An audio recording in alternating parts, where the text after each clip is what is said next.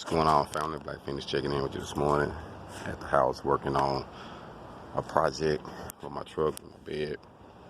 So I got a couple things I'm about to do. I just cleaned these marks out. I'm gonna weld here.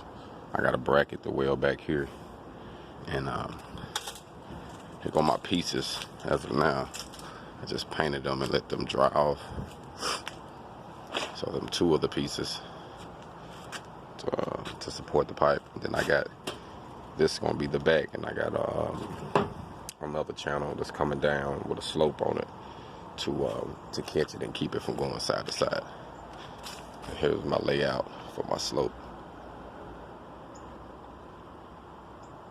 so that way that'll turn out right. So that's what I'm doing right now, man. Getting a couple things together. Hold on.